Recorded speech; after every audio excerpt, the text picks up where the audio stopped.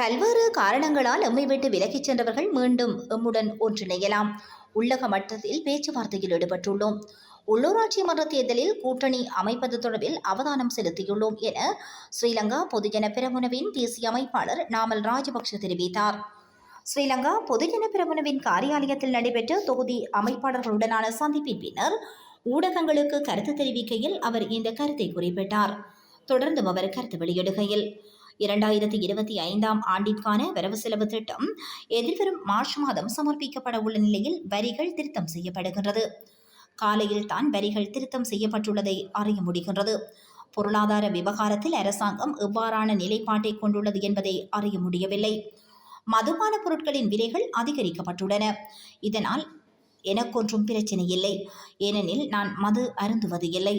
மதுபானங்களின் விலை அதிகரிக்கப்பட்டால் சட்டவிரோத மதுபான உற்பத்திகள் அதிகரிக்கப்படும். அது பாரிய நெருக்கடிகளை ஏற்படுத்தும். பல்வேறு காரணங்களை குறிப்பிட்டுக் கொண்டு ஸ்ரீலங்கா பொதுஜன பெரமுனவை விட்டு விலகிச் சென்றவர்கள் இன்று அரசியலில் நெருக்கடிக்குள்ளாகியுள்ளார்கள். விலகிச் சென்றவர்களை மீண்டும் இணைத்துக் கொள்வதற்கு அவதானம் செலுத்தியுள்ளோம். உள்ளக மட்டத்தில் பேச்சுவார்த்தையில் ஈடுபட்டுள்ளோம். இடம்பெறவுள்ள உள்ளூராட்சி மன்ற தேர்தலில் கூட்டணி அமைப்பது குறித்து அவதானம் செலுத்தியுள்ளோம்.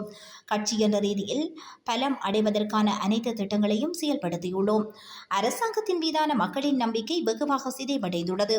ஆகவே எதிர்வரும் காலங்களில் நடைபெறும் தேர்தல்கள் அரசாங்கத்திற்கு எதிரானதாக அமையும். ஜனாதிபதி அனுரகுமார திசாநாயக்கா ஆட்சிக்கு வருவதற்கு முன்னர் ராஜபக்ஷக்கள் மீது பல குற்றச்சாட்டுகளை முன்வைத்தார். தற்போது அவர்தான் ஜனாதிபதி. ஆகவே எம்மீது முன்வைத்த குற்றச்சாட்டுக்களை அதிகாரப்பூர்வமாக சட்டத்தின் முன் நிரூபிக்க வேண்டிய பொறுப்பு அவருக்கு உண்டு. நான் சட்டக்கல்லூரி பரீட்சைக்கு தோற்றிய விதம் தொடர்பில் அமைச்சர் வசந்த சமரசிங்க பாராளுமன்றத்தில் பாரதூரமான குற்றச்சாட்டை முன்வைத்தார். குற்றச்சாட்டை நிரூபித்தால் நான் பாராளுமன்ற உறுப்பினர் பதவியை துறப்பதாக குறிப்பிட்டேன்.